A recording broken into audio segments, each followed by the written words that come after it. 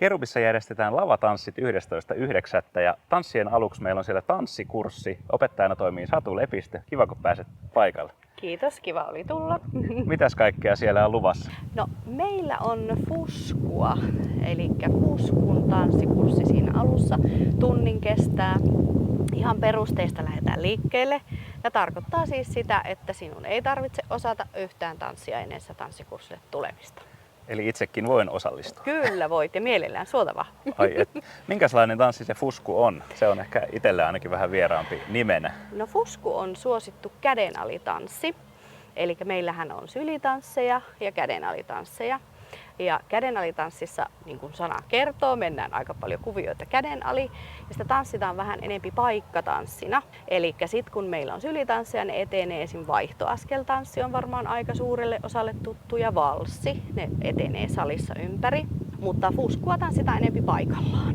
Okay. Ja fusku on semmoinen iloinen, leikittelevä ja sitä pystyy menemään foksimusiikkiin, vähän tämmöinen entisajan beat-rytmi ehkä. Okay. Jos on tuttu sana beat-rytmi.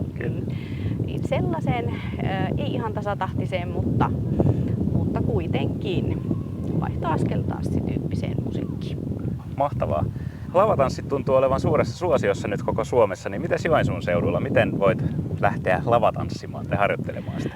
No, Joensuun seudulla se on aika helppoa ja täällä on tosi innostunutta porukkaa. Eli itse opetan tuossa Pokata-seuralla. Pokata on siellä Sepänkadun kulmassa ja sitten on Joensuun seudun kansalaisopiston kursseja ja sitten minulla on esimerkiksi oma firma, Satumainen Syke, sekin järjestää välillä vähän leiripäiviä, mutta matalalla kynnyksellä pystyt ruveta harrastamaan lavatansseja ja siellä on hirmusti nyt ollut porukkaa.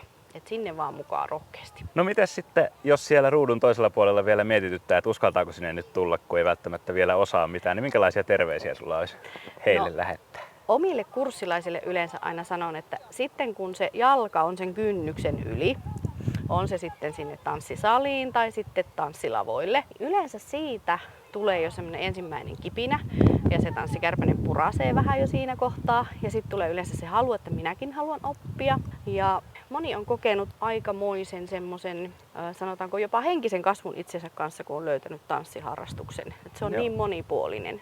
Se on fyysinen, henkinen ja liikunnallinen ja seurallinen ja vielä siinä yhdistyy se hyvä musiikki. Kuulostaa hyvältä.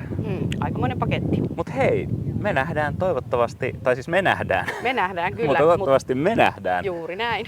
Torstaina 11.9. Kerubissa. Siellä olisi lavatanssia tiedossa ja tanssiopetus alkaa kello 18 ja bändisetti alkaa kello 19. Ja siinä saattaa tanssiopetuksen loppupäässä niin olla myös bändi mukana.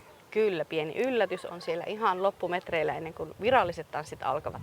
Tulkaa tekin vähän mukaan ja katsomaan, mikä se meidän loppuyllätys siellä on. Tervetuloa. Tervetuloa.